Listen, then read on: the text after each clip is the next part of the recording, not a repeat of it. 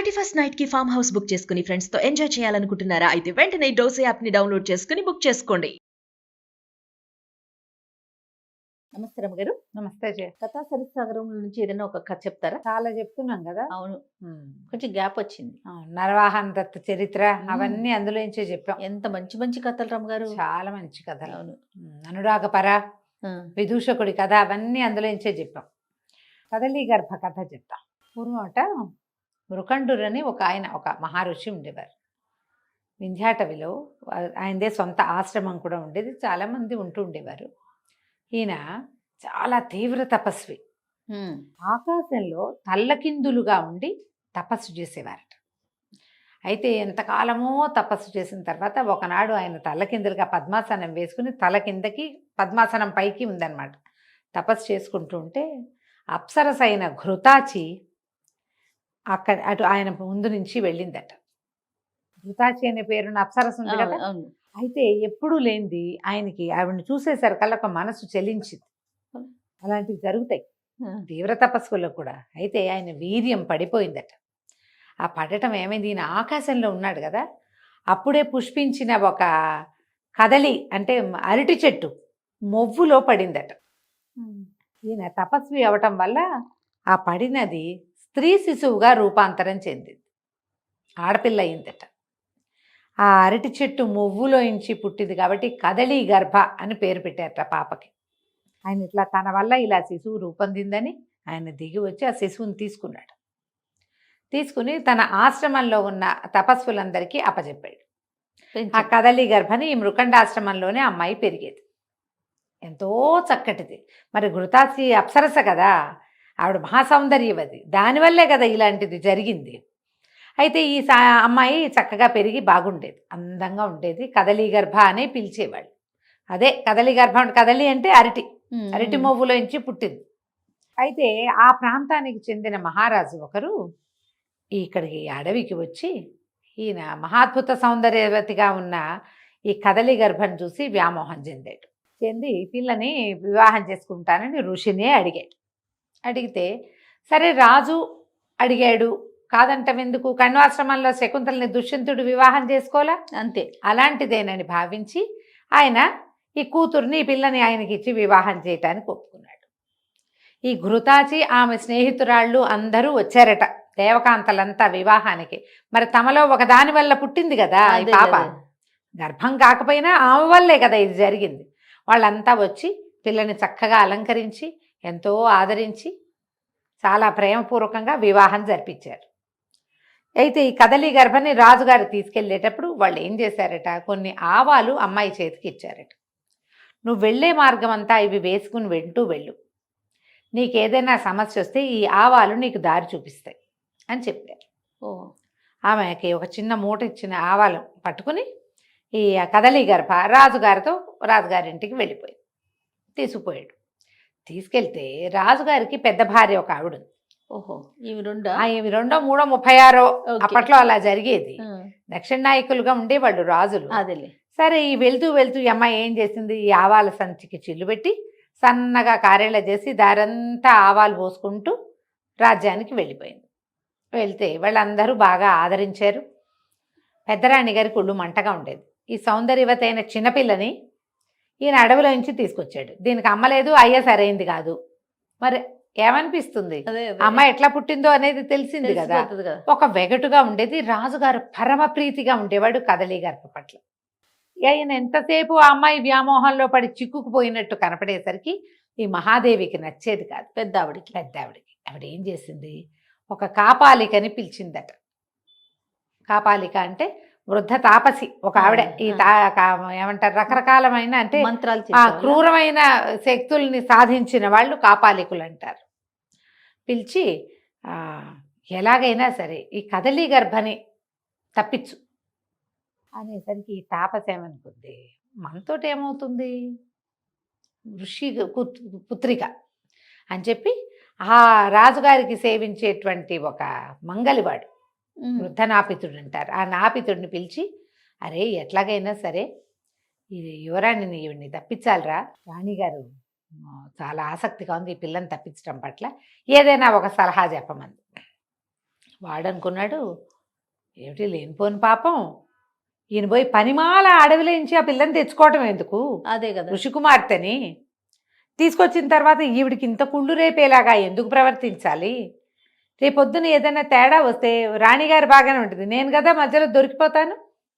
బాగా ఆలోచించి ఏమన్నాడు, అమ్మాయి అట్లా కాదు, ఏదైనా విషం తెచ్చిపెట్టమని, విషం తెచ్చిపెట్టామనుకో అమ్మాయికి, ఆ అమ్మాయికి ఏదైనా వచ్చాక అనారోగ్యం వస్తే కొత్త రాణిగారికి అప్పుడు ప్రశ్న రాదా, ఏం పెట్టారు, ఎవరు పెట్టారు, ఎవరు తెచ్చారని. ఖచ్చితంగా. అందుకని ఇవి చంపే పని ఎందుకు, తప్పించడం అంటే చంపడం అలాంటిది కాదు, ఇవి వెళ్ళిపోయేలాగా చేద్దాం, వెళ్ళిపోయేలాగా చేయాలంటే ఏం చేయాలి బాగా ఆలోచించి ఇప్పుడు ఏమన్నాడు, అట్లా కాదండి, ఎవరివైనా సరే ఫ్రెష్గా ఉన్న ఇప్పుడే చనిపోయిన శవంతాలకు కాళ్ళు చేతులు పట్టుకొస్తా, అవి చిన్నరాణి గారి మందిరంలోకి చేర్చండి, రాజుగారికి ఇవి చూపించి ఈమె ఢాకిని అని చెప్దాం, నరమాంసం తింటూ ఢాకిని అంటే మాంసం మహామాంస భక్షణ చేసే వాళ్ళని ఢాకిన్లు అంటారు. ఆయనే వదిలేస్తాడు, అమ్మాయి దారి అమ్మాయి పోతుంది, ఇది చంపేసే గోల్ ఎందుకు మనకి అదేలే అని చెప్పాడు.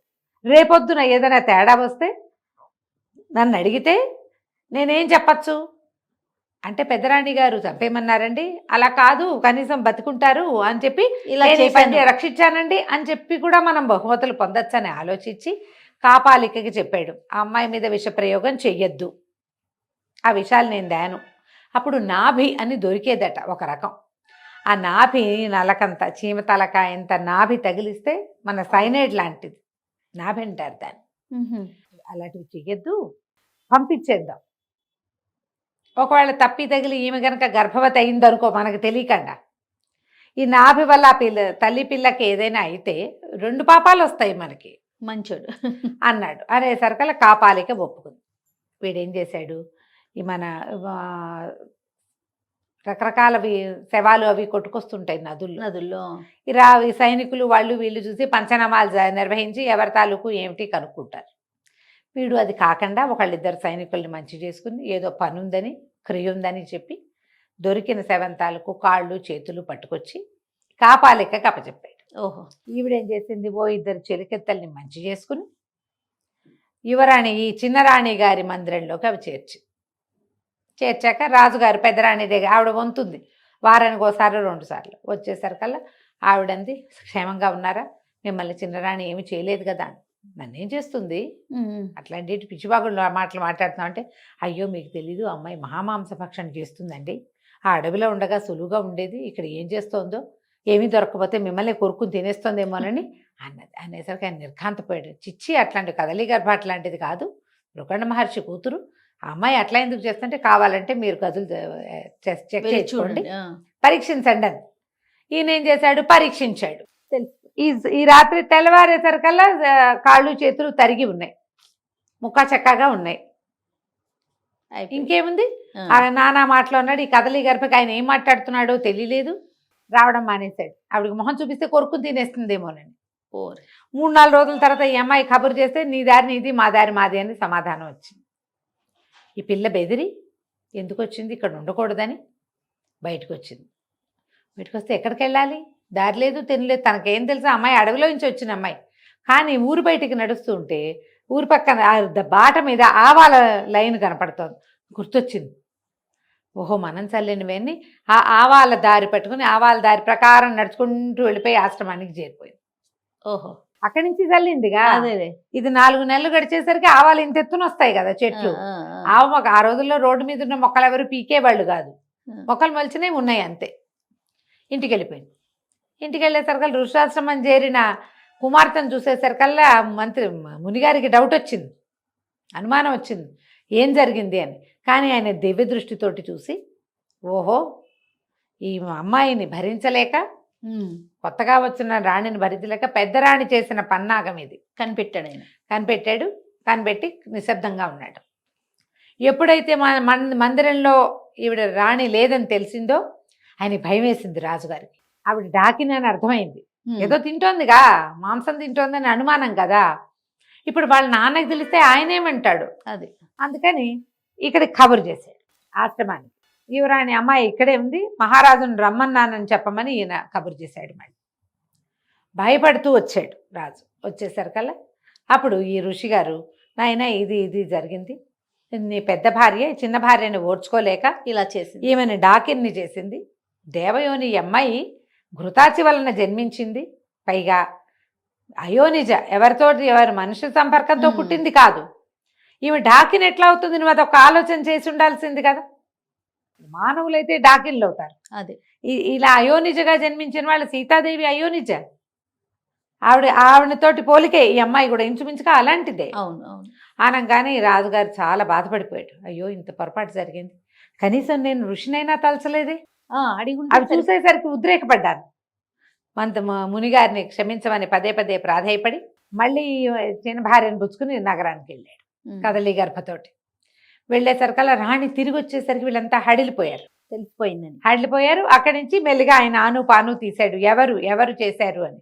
ముందు కాపాలిక బయటకు వచ్చింది, తర్వాత మంగళవాడి బయటకు వచ్చాడు, చివరిగా తర్వాత రాణి రాణి. బయటకు వచ్చింది. ముగ్గురిని శిక్షించడానికి పిలిస్తే కాపాలిక నా తప్పు లేదు, ఈవిడ నన్ను విషం తెమ్మంది, నేను వాడిని సలహా అడిగా, వాడి సలహా చెప్పాడు. కాపాలిక తప్పుకుంది. వాడేం చెప్పాడు, వీళ్ళు విషం పెట్టిస్తే అమ్మాయి చచ్చిపోతుంది, చావకుండా ఉండడానికి నేను ఈ మార్గం ఎన్నుకున్నాను, నిజం నిలకడ మీద ఎలాగూ తెలుస్తుందిలే 4 రోజులు పోయాకని మంగళవాడు తప్పుకున్నాడు. ఫైనల్ గా రాణి గారు దొరికింది. అసూయపడి చంపడానికి కూడా ముందుకొచ్చిన రాణిని పుట్టింటి పంపించేశాడు రాజుగారు. ఈ పద్ధతులతో మాకు కుదరదు అని. హాయిగా కదలి గర్భతోటి కలిసి ఉన్నాడు. తర్వాత చాలా మంది సంతానం కలిగారు అమ్మాయికి. రాజు రాణి సుఖంగా ఉన్నారు. కథ కంచికి మనం ఇంటికి. బాగుందండి. నమస్తే. నమస్తే జయ.